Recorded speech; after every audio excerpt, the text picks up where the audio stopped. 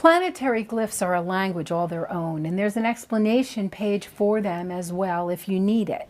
But planets that appear above the day number are enjoying a good or easy aspect to the moon that day.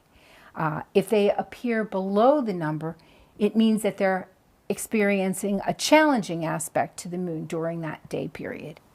And it's interesting that this was part of Lewis Pigeon's original plan, that you would figure out what your ruling planet was, and then if it was above the number, it meant that the moon was making nice aspects for you.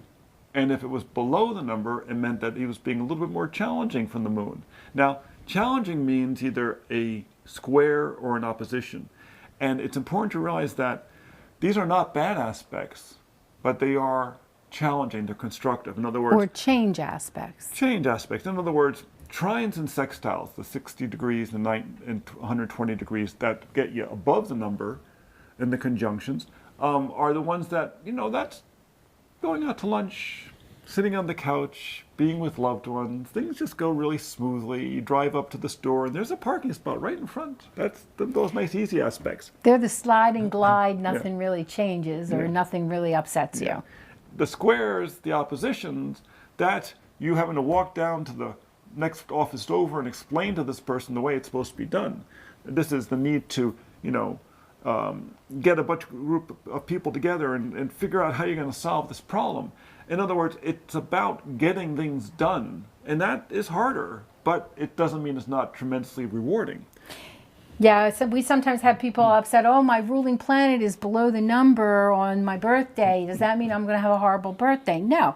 It just means that there'll be things that come up that you'll need to address. Right. Something needs to be done with them, things that, and on emotion, we'll have an emotional component because the moon is always involved with emotions. Exactly. So, figure out your ruling planet. That's right there in the calendar. If you're in Virgo or Gemini, your ruling planet is Mercury. Mercury. Thank you. The guy with the little hat. If you're a Taurus or a Libran, your ruling planet is Venus. Exactly. And you just go through the list.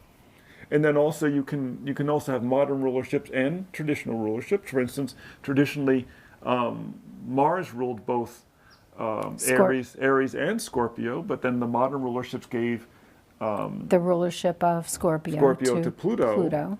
But you can still use Mars if you want. You're allowed to. It's kind of two different octaves. And when you look at this, it's important to know that these concepts are complicated, but you get to be flexible. Just because it's a hard line, you get to be creative. Why? Because you have multiple aspects to your personality. And there are multiple aspects on the calendar because we have the grid to the right of the day number that's just planetary glyphs separated by a line. And those aspects shown above the line are, again, those easier aspects. And the ones that are shown below the line are the ones that can be a bit more challenging.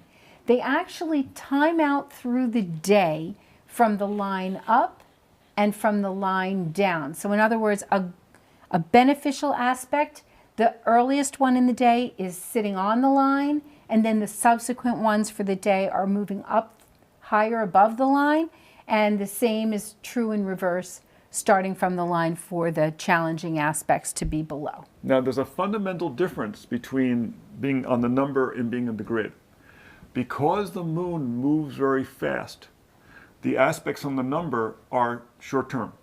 In other words, the moon might change sign in the course of the day, and it makes aspects to two different planets by being in two different signs. And that's why we gave it the separate notation on the number, because it would be too many things to list on this little aspectarian on the right. Where on the grid, this is when this aspect is taking place exactly. And realize that normally an aspect is active for about 5 degrees before and 5 degrees after.